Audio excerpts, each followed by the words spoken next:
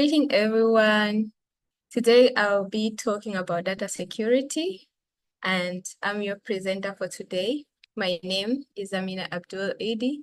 I'm a database administrator from CRDB Bank PLC.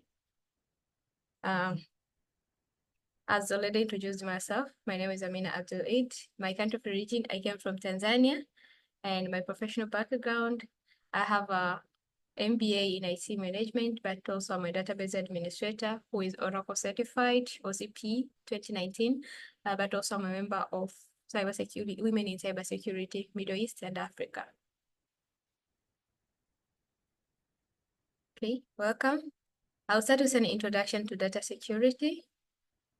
We all are aware of how data can be tampered and the impact it can bring to the society, to the organization, and also to the business. What is this data security? When we hear the word data security, what picture do we get on our mind, or what an image do we create on our mind? Okay. Starting with data. What is data? When we talk about data, what is that data? The data are those raw facts and figures that on their own don't have a meaning. So we have a lot of data, but when we don't process them, they'll be just like any data. They don't have a meaning. But when we process them, we analyze and organize them, they provide us with very valuable information, which we call them information. For example, personal details, financial transaction, and etc.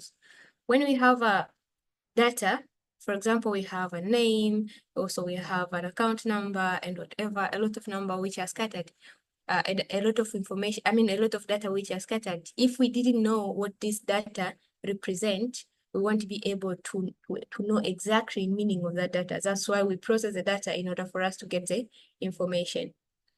And also we heard about the word database. So what is that database? Database is that a structured collection of data that allow for easy access and management of updating. For example, we have this SQL databases, Oracle, Microsoft, but also we have Maria database, and also we have Mongo database, which is NoSQL database, and also we have this Postgres, biggest database in the world. So the databases, they are only for the purpose of storing the data, but also there's one which are helping us to retrieve the data when we query a table, or we retrieve some information from that databases, we query the databases. So it's like a data container. It store all the data which we process into valuable information. And then when we talk about the data security, we talk about the practice of protecting the data from unauthorized access and corruption or theft throughout its life cycle. For example, we have this personal details, and then when my personal details are public, that means my data have been breached somehow, because anyone can go to take them with bad intention or malicious actions to do anything malicious with that information. So when when an unauthorized part or a person get access to my data, that's we're talking about the security of the data has been tampered. It can include both digital, people can hack and try to access any unauthorized data, but also through physical method. People can come and take maybe my machine, and when they get access to my machine, they'll be able to take the data. Or for example, when people are storing information on their files, and attackers or thieves try to get access to those files. But also that is a part of data security. Okay, so what a question. When can we consider data to be secure? At what time can we be sure for ourselves that our data are secured? For example, our financial information is secure, our personal information is secure. When can we be sure that our data are secured? We have these three angle, which we are called them triads, which we check. And once all these triads are met, we'll be able to say our data are secure. For example, if you check on the picture at our right hand, we see that on the middle, we have a green light. That means our data are confidential, available, but also integral. This means we are safe on the middle. But when we are on one side, maybe they are confidential, but they are not available and integrity, that means we are still not secure. The data are not yet secured. They are partially secured. So when we say our data are secured, we have to make sure that it has met all 3 to 4 triad. We have 3 triad, but also the last one is compliance and regulation.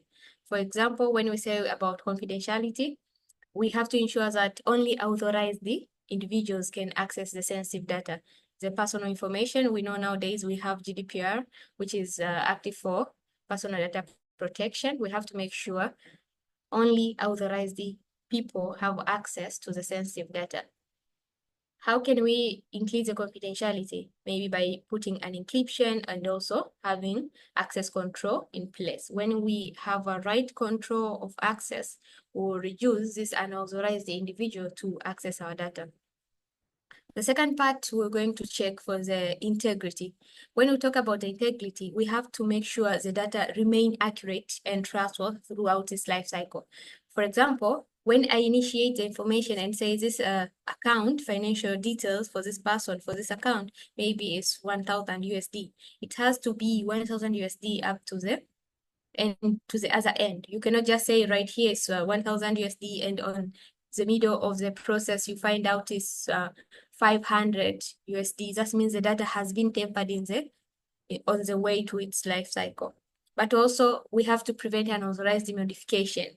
For example, this data tampering, and also we can do some hashing, digital signatures, and all other ways. For example, if you are sending something confidential, you can try also to put this digital signatures.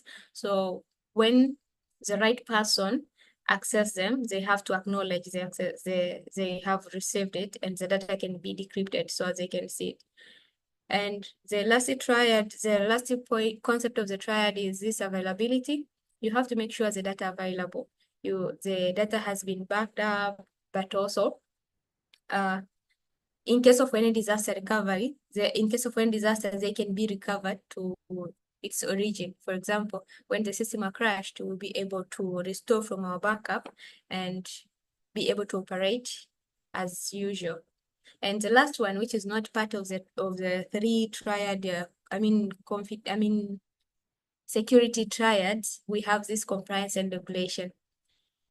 Data is considered secure when it's meet legal and regulatory standard like GDPR, HIPAA, and etc. For example, nowadays we know it has been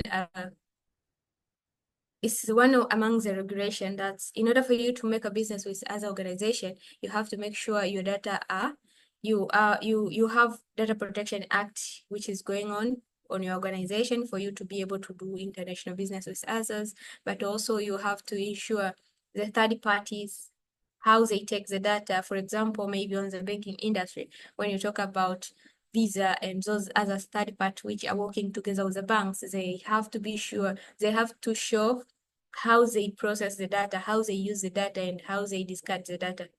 So that is also about the compliance and regulation. You have to make sure you follow all the regulations and compliance in order for you to be safe. We also have impact, and throughout this, when we talk about data security, we found out we have 3 factors which are contributing a lot on the security breach of almost everything, be it data, system, and other things. We find out we have 3 things, which are people, processes, and technology.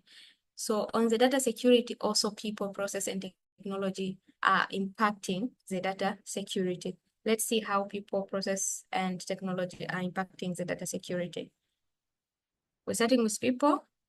We all have a lot of these human errors. The human errors are very significant threats to data security. For example, you find out that people are trying to set very weak passwords, their name, year of birth, their mother's name. So even someone came and tried to attack, they simply start guessing. They don't even do a huge task for them to get the access. But also this phishing, we have a lot of phishing links which are being sent to the emails and other things, and people are blindly reply to these phishing emails or links and expose their credentials.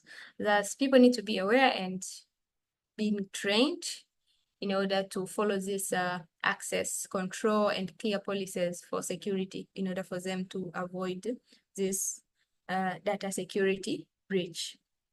We all know that, and we are all aware that a lot of companies have been suffered for this data breach and other attacks due to this insider threat and other people errors. We call them users error. Okay, when we check about processes we talk mostly about the policies and procedure which are enacted on the organization. We check how data can be handled, stored, protected, but also transferred for those which are sharing with third party. For example, when you share your data with third party, how can you share them? Are you sharing them as when are empty without being encrypted, or you are sharing them while encrypted? And how safe the transition process is from your end to the destination, but also regular auditing and incident response plan and vulnerability assessment. When you just do your processes and operation without doing this regular auditing, we expect, even if there will be an error or an issue on your processes, it will be hard for you to notice. That's why on organizations, you find out we have internal auditors, but also external auditors. So the internal auditors, they'll just audit all the system. They'll just do the regular auditing, but the external auditor also will come to verify and re-audit from scratch what is an issue, and if they find any, we try to fix it in order to improve the processes. But also when as organization, you find out there is this incident response plan. On the incident response plan, you find out people at security team and other teams are trying to create maybe some simulation and trying to post to other people, see how they can respond to those simulation. They try to create the actual attack, and people trying to solve it through simulation. But also this vulnerability assessment, mostly of organizations, they nowadays they try their level best to have a vulnerability assessment unity where they keep on checking the vulnerability of all the system and try to fix them. So this is a good, if it could be followed effectively, the processes will be followed well, and it won't contribute to the data security breach. But also when an organization is having a proper monitoring of activities and data flow. Technology, we also have tools and technologies that enforce data security. For example, we have firewalls, we have encryption tools, but also we have security software. On security software, we have CyberArk, we have SIEMs, and many others. On advanced solutions like AI and ML for anomaly detection and threat hunting, nowadays on the advancement of AI and machine learning, we will be able to detect maybe the anomalies. For example, today it was okay, and today is not okay. Why is not okay? You can be able to detect and see very fast. But also for threat hunting, you can be able to hunt those threats and be able to see maybe we have an issue here, or our data can be breached due to this vulnerability.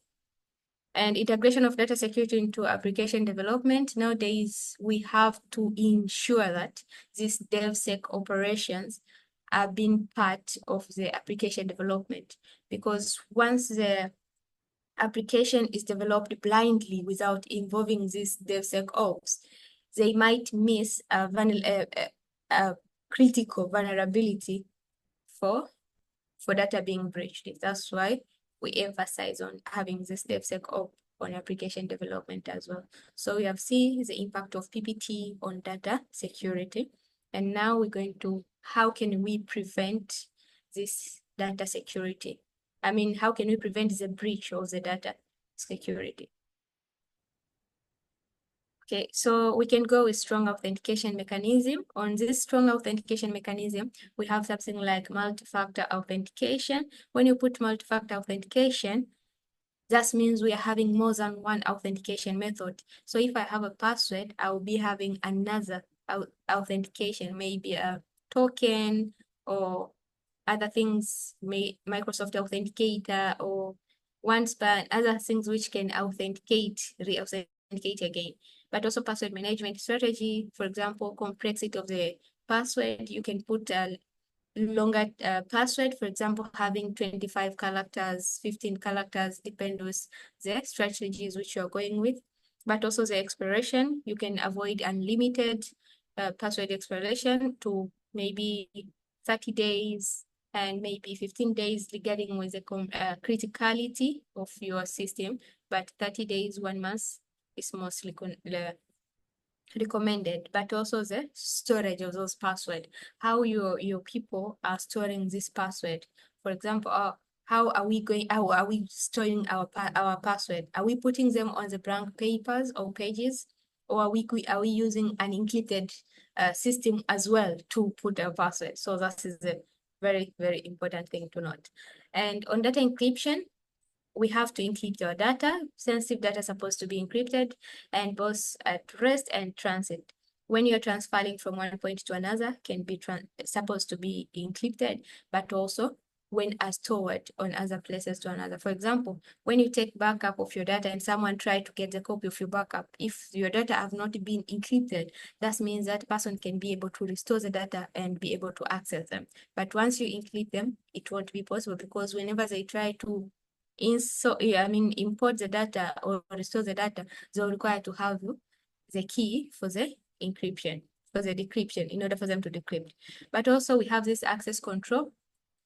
On this access control, we have to go with role-based access control, or we can go with least privilege principle. For example, you can assign privilege or access according to the role. For example, in an organization, you cannot give an HR all the access for system, while they only access their HR system. And also you cannot give all the access for IT personnel, even on the system which they don't supposed to access. So you have to check which role and which access do they need. So you create a profile for those and assign that profile to all with the same role. Or you can go with list. So you provide the list privilege as needed. If a person needs one privilege, then give one privilege. And if they want another privilege, then add the other privilege. Don't give them all privilege, even if they don't use them. The other one is regular backup. We have to ensure that we take backup for those critical systems which are storing data. For example, on most of databases, you find out full taken maybe twice a week or once a week. It depends on the criticality of the database or your system. But also offsite or cloud backup to prevent data loss due to disaster and ransomware attacks. Here on offsite, you have your data center, maybe on premises, and you take backup. You can store them on the other side, apart from your data center. In case of any issue, you'll be able to retrieve. And if the ransomware attack you get, you'll be able to retrieve from other source and be able to run your activities as normal. Security awareness and training. This is the last on the prevention, but this is huge and very, very, very important on the organization. If you cannot provide this security awareness, you face people issue, users error, because they won't be aware on what they're doing. Even if they're doing malicious actions, they won't be aware. So we have to make sure the security awareness and training is ongoing to all the employee and supposed to be regularly. You have to schedule it, maybe in each quarter you provide session and awareness session, but also you have to update them on the policies and try to communicate those policies very clear so as they can understand it well. We also have basic practices on how you can do in order to improve your data security on your organization. You have to ensure that you have a regular review and update security policies. Sometimes some of the policies you find in organization are very, very outdated. You find out the policies are very outdated, and now we need updated policies. If we keep on following the outdated policies, that means we will be having a vulnerability or a gap in between which we overlook, or we are not seeing it, or we are not acting accordingly to that. But also to adapt a proactive security culture. when we talk about this proactive security culture, we have to simulate, like, in case of the actual disaster, how can we respond? Like, we can go with things like incident response drills to see how our team are capable of responding, rather than waiting for the actual disaster and try to act according to the disaster. Or we have to be proactive, like to check. Since we have a vulnerability management, we can check what is a vulnerability and what is the impact that we can get from those vulnerabilities and try to act accordingly. Last, we can simply leverage automated customized tools for monitoring and detection of threat in real time. When we go for automated, we have to also look for customized, because you cannot just simply go for automated devices, but which are not customized according to our industry and our needs. We have to go for the automated, but customized as per our needs and as per our industry, in order for us to be able to monitor very clearly and to detect those threats in real time. In conclusion, data security is just an ongoing process that should require a balanced approach, combining technology, process, and people. If you left the technology behind, then the process and people, you may suffer the consequence on the data security. You cannot keep on using the outdated technology while we have updated technology, which are very powerful and very capable of detecting and being able to identify those threats, but also on the processes and policies. And those people try to keep on training them, provide awareness in order for them to be aware of what they are doing. Organization must be agile in adapting new threats and remaining compliant with regulation. Why they need to be agile? Because new threats are coming each and every time and every day. So if we are not acting agile and very rapid, we might find out we act while we have been impacted already, and thus is going to breach the behavior of being proactive. We want to be proactive, so we have to be proactive. But while we are acting rapidly or agile, we have to remain being compliant with regulation, because nowadays, if you're not following a proper compliance, but also you're not following with this regulation, you might find out you end up being ruined instead of being good. Thank you, everyone. Thank you for your time. Thank you for listening to our session. It has been nice being with you today and presenting data security, introduction to data security with you. Thank you.